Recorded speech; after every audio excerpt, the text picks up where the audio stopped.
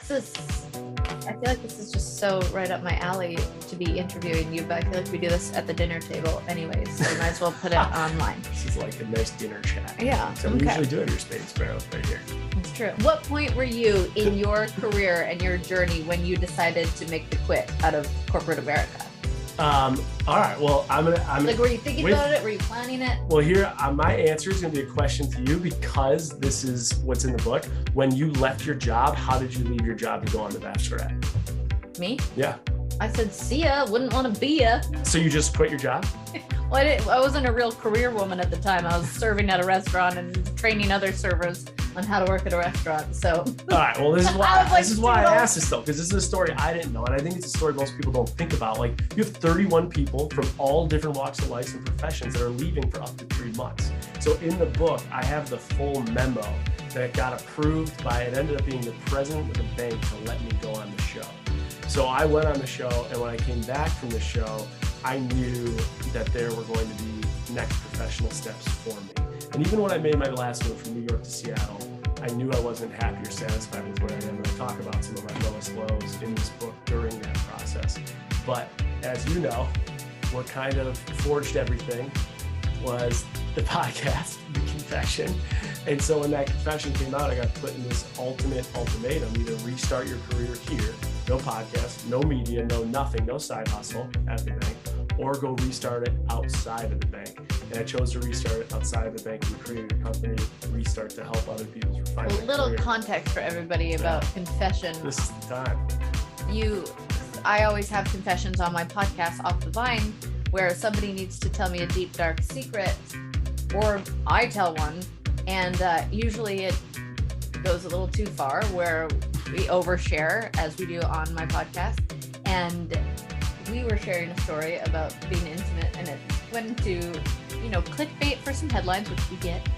And that ended up having your boss ask if you should Google yourself, and what ended up happening. Yeah, and I mean, so that was Kaitlyn's confession that night. And I think what's really important context too is the idea of Kaitlyn's podcast, Off the Vine, is it's a big women's community, and it's a women empowerment podcast. And the idea is you bring people on that your fan base and listeners look up to. And when you do these confessions, you are like, it allows people to say, you know what, that person I look up to is just like me. Like, everyone's relatable. We all have embarrassing moments. We've all had like really, just we're humans. We're not just like someone you look up to. And so I think that's a big part of your confession. And Kaitlyn's confession led to a discussion at the bank of, you're going to either restart your career or you're going to go restart somewhere else. And, all right, so let me ask you, when that happened, why don't you tell people, because I know like what you thought and what you did. So when that happened, I was like, well, I have so many sponsors who have already put money behind the podcast. I have already people who are expecting the downloads. I am all about consistency of putting out podcasts. And I made the decision to take it down because I felt so terrible. And I was like, I don't care how much money I'm losing. I felt really bad that your career was on the line. Speaking of career, I have a few questions for you. Okay. I saw another nice little headline is that you might get a Target tattoo.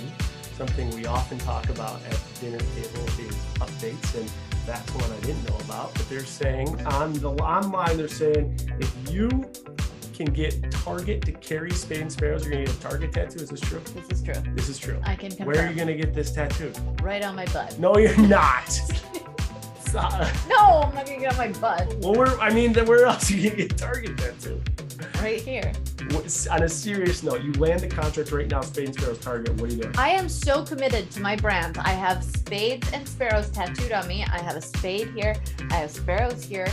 And if it gets into Target, I said I would do anything. I would go stomp the grates with my own feet if it meant getting into Target. I'm already in Walmart, and I just said that I would do anything. And they said, define anything. I said I would get a Target tattoo on my body. I haven't decided where yet. But you will do it. You can pick the place. You will do it.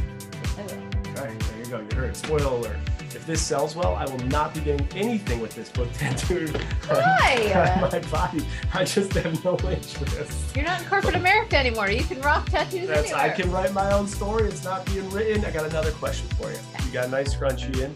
That was looks like a St. Patty's Day line. St. Patty's Day has passed. Do you have another themed do edit coming out anytime soon? I am actually excited for this one. So Do Edit is it's kind of an apparel line now because we do some sweatsuits and beanies and hats, and but it all started with scrunchies because I wear them in my hair every single day. And so we are doing a bachelorette party theme. Cool. So like for you and your girlfriends, it's going to be really fun. That's going to happen probably around April 12th. We're going to drop the scrunchie line, and it usually sells out pretty quick. So that's pretty cool. Excited. You now have a Scrunchie Company podcast, live show, Spade and Sparrow. When you went on Bachelorette, did you ever imagine this would be the outcome for you? You did. That was my whole plan of going on The Bachelor. You had this vision the whole way through. 7 years ago. Deep in my soul was an entrepreneur, and I wanted to have my own businesses, and I wanted to have my own radio show. I had it all written out of all my goals in life, and I wanted to go on The Bachelor. One, because I was like, I would love to find love on TV. How great would that be? That would be a bonus to me having a platform and starting my own career. I love that. All right. And so at what point did you realize that this vision you had was actually slowly becoming a reality? Was it before being named The Bachelorette, or was it after being named The Bachelorette? Way after being The Bachelorette. How far after? About 3 years. I felt like in order to build these businesses that I have, in order for me to be like, okay, this is working, I had to build serious trust with the audience, because I was in a time of social media where that was very new for people to be doing brand deals or like starting a career. And I think people were like, get a job or get a real job. And they didn't think things that you could start on Instagram would be a real job. So I had to really build some trust with my audience and turn down a lot of other silly brand deals that didn't align with me to make sure I built trust with them. And then by the time I really felt like they knew me and they accepted who I was and what I believed in and what I was trying to like sell, then that's